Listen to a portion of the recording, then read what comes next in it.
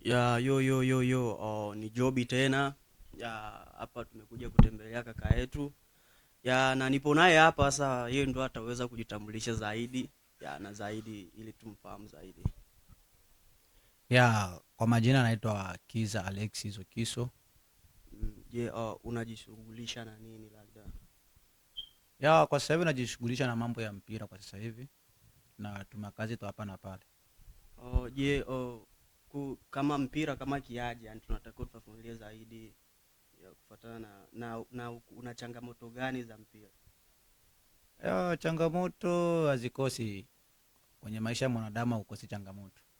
So tukisema kwamba najishughulishaje kimchezo, mwanzo nilikuwa mchezaji na kwa sasa hivi bado nimeachana uchezaji, bado nimekuwa kwa upande wa ukochi.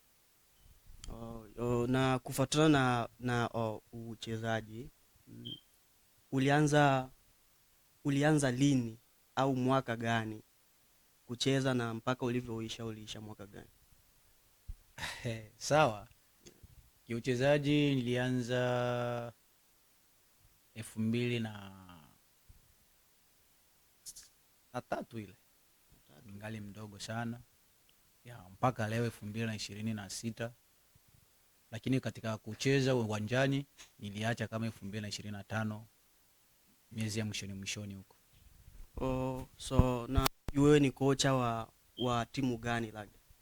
Ya, nilivyofika hapa Arizona, maana nilifikia North Carolina, nilicheza kidogo pale, nikawa nafundisha tena, nacheza nafundisha, so nikahama nikaja hapa Arizona, nikafikia kwenye timu ya FC Congo.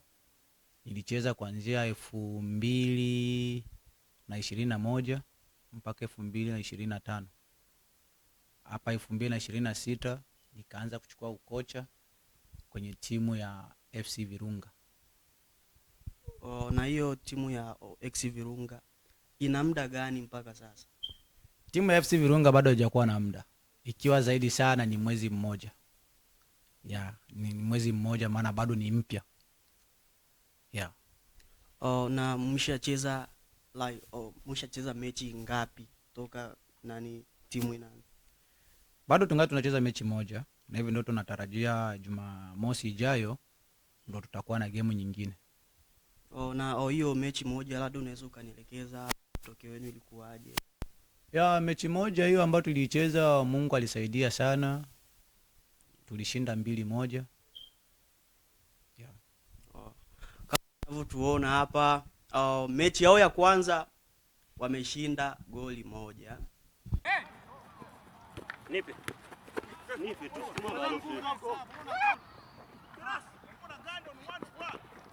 Nashangaza sana kwa sababu timu bado ina siku na hivi imeshapata ushindi wa mechi moja na ni mechi yao ya kwanza. Ya hilo tunakupa pongezi sana kocha.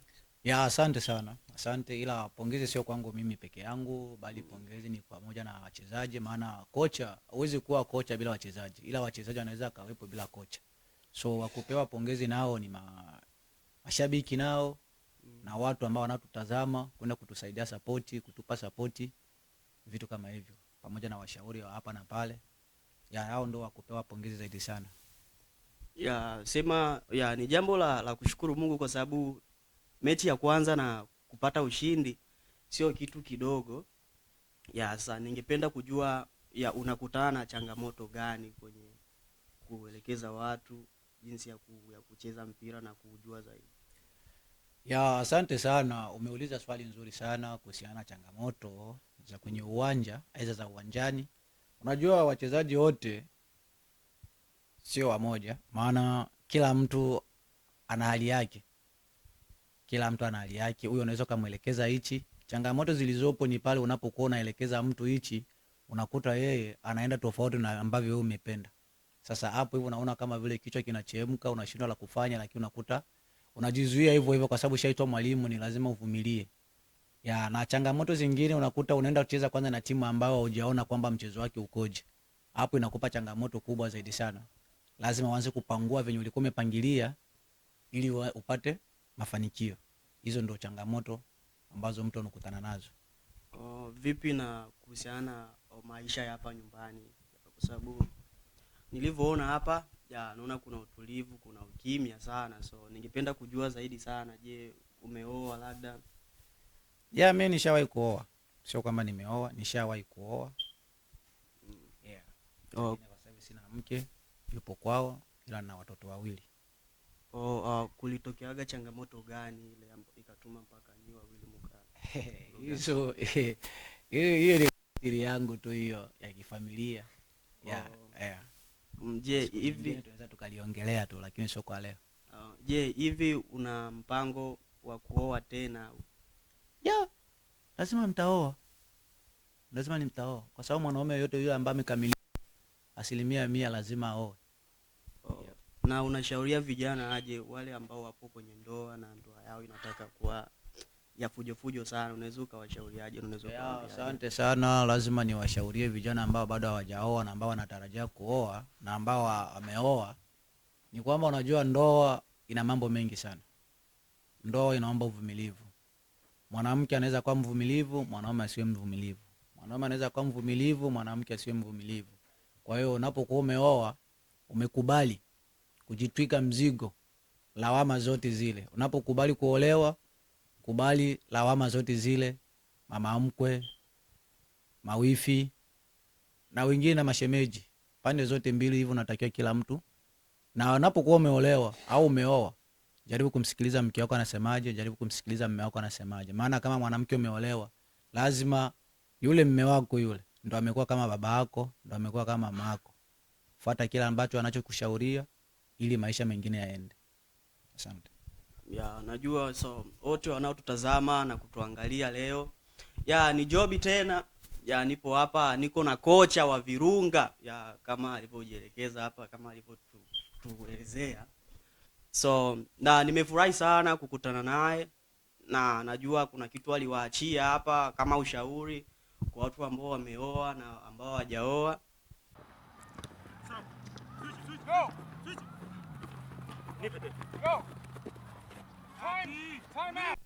Ya so na kuna kitu ambacho ningependa kufahamu na kukijua zaidi sana. Hivi kuna faida gani, na kwa sababu nini vijana wengi wa Wabembe, au tuseme tunajituma sana au wanajituma sana na kucheza mpira, afu wanakuwa wapati mafanikio yote ile kwenye mpira? Ya asante sana bwana mtangazaji, swali nzuri sana kuhusiana na masuala ya mpira. Vijana wengi wetu wa Kikongomani wanajihusisha na masuala ya mpira kwa sababu unajua mpira ni ajira. Mpira ni ajira, ila inafatana na bahati. Sasa sema tu nchi ambayo tuliomo ndo shida, lakini ingekuwa kama vile kwetu Afrika au Kongo kule ambapo tumetokea, ingekuwa vile unakuta mtu kipaji kinapanda kinaibuka, anaweza akachukuliwa hata na timu ndogo ndogo zile zile za pale pale nyumbani. Lakini huku Marekani utachukuliwa na timu gani? Hakuna. Labda upate chance au upate bahati shuleni, ndo unaenda hivyo hivyo, ndo hapo. Lakini wengi wanafeli kwa sababu kukosa bahati ya kusema kwamba kule mbele hakuna mtu ambaye atamfanyizia mipango ya kusema kwamba apate nafasi ya kuendelea mbele. Lakini mpira anaupenda kwa sababu anajua kwamba kesho kutwa kunaweza katokea bahati fulani kwake. Maana mimi mwenyewe, maana nasema masuala ya mpira, mimi kama nilioa kwenye mpira, na kama nilitoa kidogo ya pesa ukweni kwangu ni kwa sababu ya mpira. Kwa hiyo mpira, ukiniambia mpira, siwezi nikamwambia mtu aachane na mpira, hapana. Maana najua faida ya mpira. Endapo kama Mungu amemsaidia kabisa, amemfungulia milango, ataona mafanikio yake na matunda yake.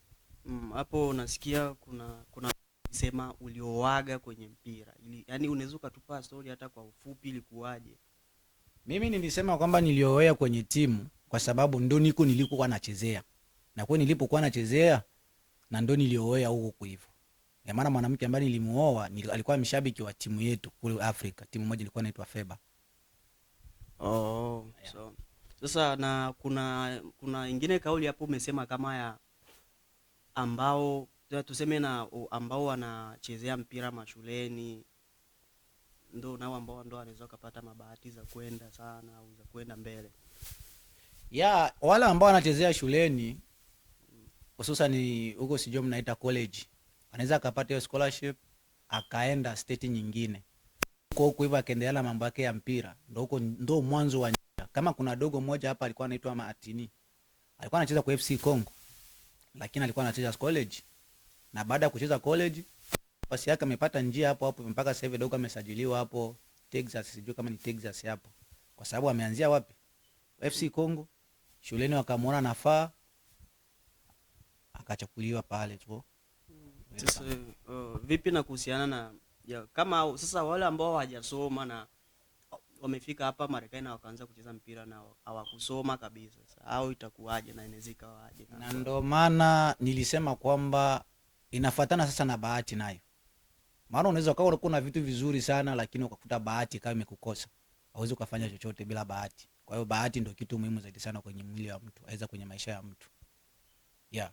Anaweza kuwa alicheza na anacheza mpira mzuri kabisa lakini unakuta bahati hana. Na unakuta mwingine mwenye achezi mpira wa kuonekana lakini unakuta ana ile bahati ya kupendwa. Yeah, vitu kama hivyo ndio vinapishana hivyo. Yeah, sawa. Sasa like tuvuke huko twende kwenye masuala ya dini, masuala ya kanisa. Kuna Uislamu na kuna Ukristo. So wewe dini gani? Mimi ni Mkristo. Pentecost. Wewe ni Mkristo wa Pentecost. So sasa unaweza ukatuambia vipi mpaka sasa hivi unaenda kanisani au vipi? Yeah. Niko naenda kanisani. Nilianzia kuingia kanisani tangu Afrika. Na mpaka hivi unaenda? Mpaka leo nimefika huko Marekani, naendelea na kanisa. Maana sidhani kama kuna kitu ambacho kinaweza kusababisha mimi nisiingie kanisani, nisiende kumwabudu Mungu. Nashinda nyumbani kuanza Jumatatu mpaka Jumamosi, au kama ni kwenda kazini kuanza Jumatatu mpaka Jumamosi. Why nikose kwenda kumwabudu Mungu hata masaa mawili? Maana kama nina uhai na pumzi, ni yeye ndo amenipa. Kwa sababu kuna watu wengi, kwa sababu tuna dini mbili ya Wakristo na Waislamu. Sasa kwa nini wewe au kushawishikaga na dini ya Kiislamu na ukaenda ukaingia kwa dini ya Kiislamu mpaka ukachagua? Unajua walikuambia kwamba kila mtu anakula kile ambacho roho yake inapenda. Yeah. Mimi mababu zangu walikuwa ni Waislamu. Mama, baba wa Kristo. Kwa mimi nikaamua kufuata dini ya mama na baba.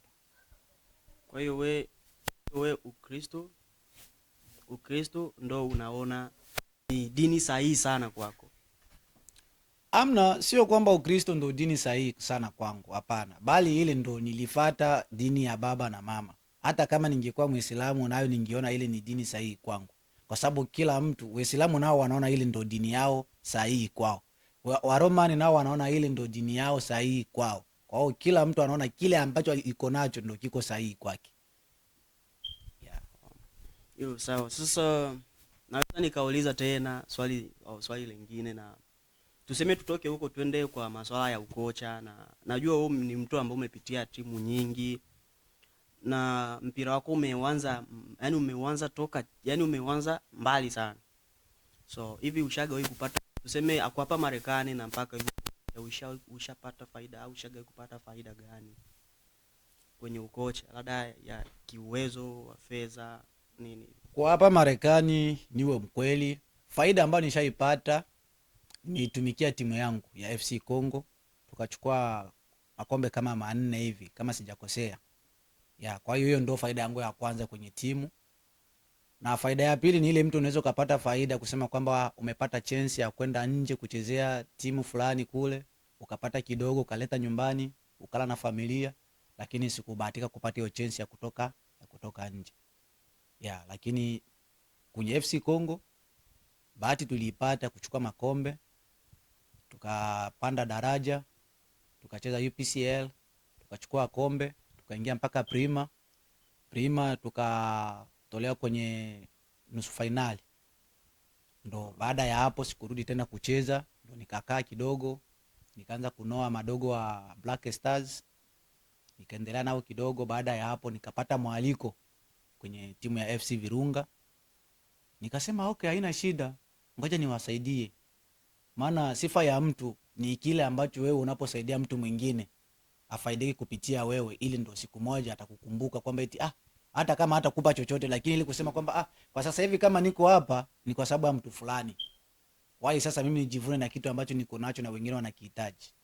Na ndio maana mpaka leo niko kocha, sijapewa chochote kile, sijafaidika chochote kile, lakini kama nikipewa hata $20 nalipia simu, ni faida yangu hiyo hiyo.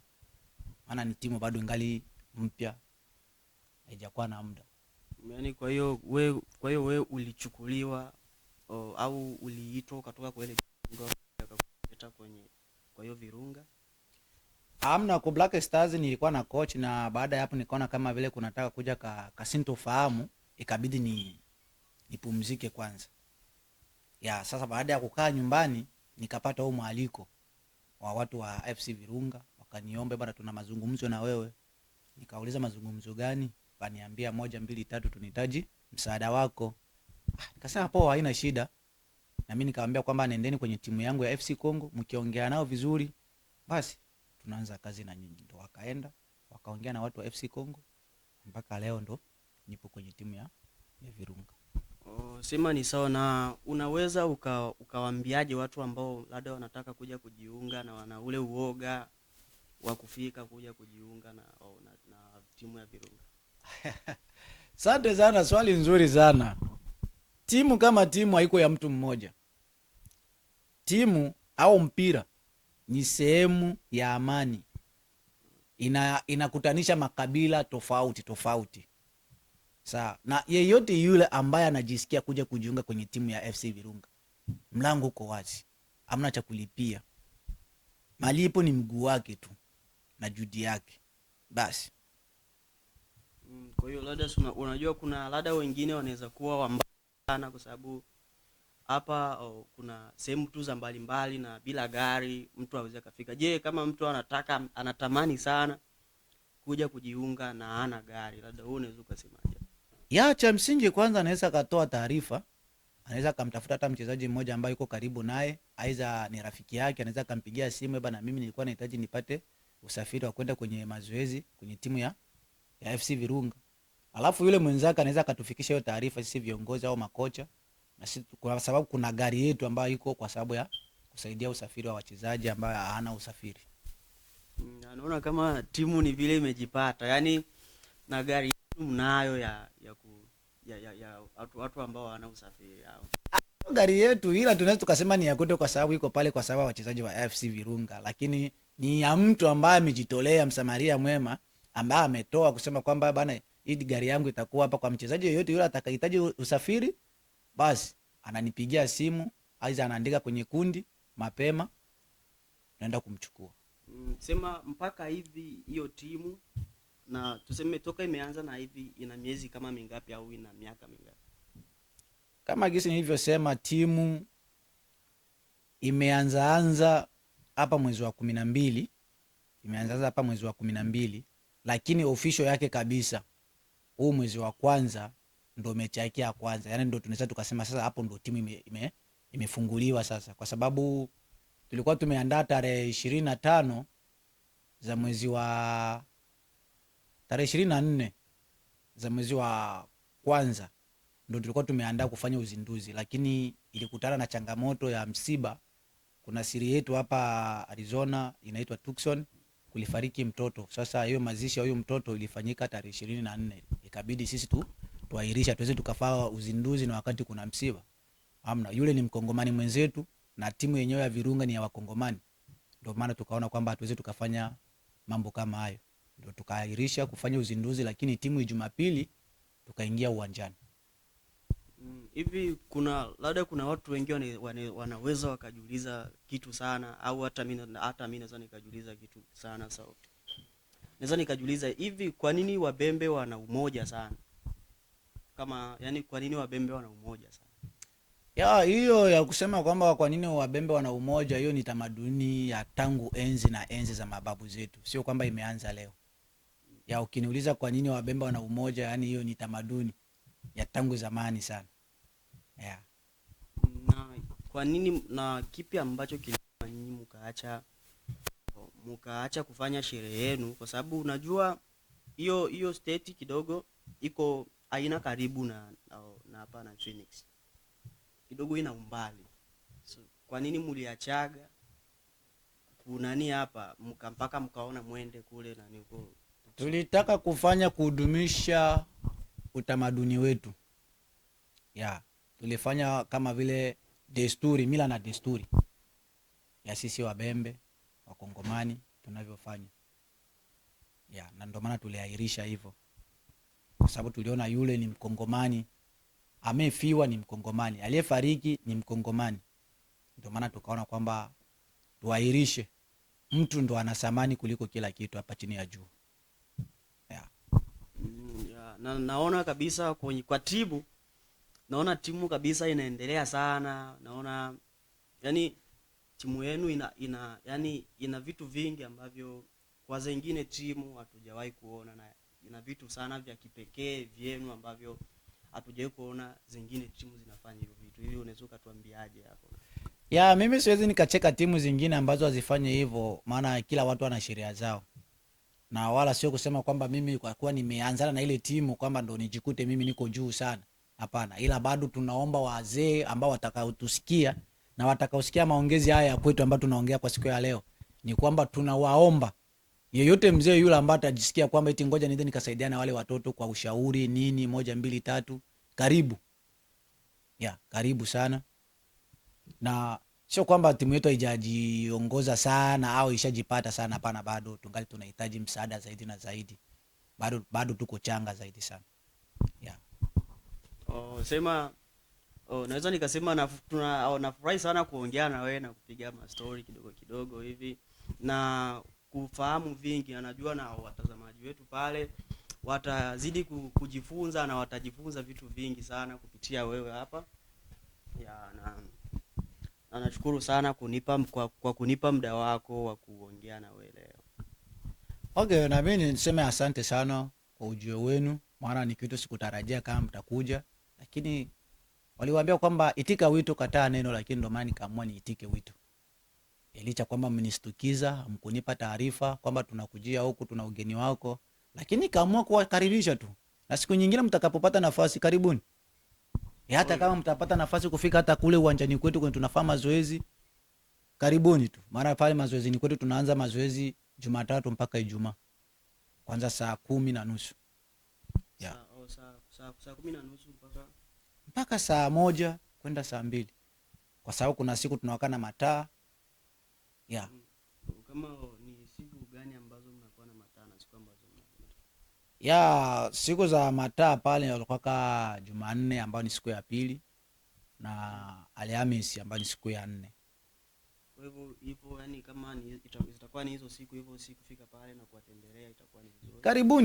Karibuni tu muda wote, mjisikie huru. Yeah, karibuni. Okay, naweza nikasema tunafurahi sana na Mungu akubariki. Asante. Okay.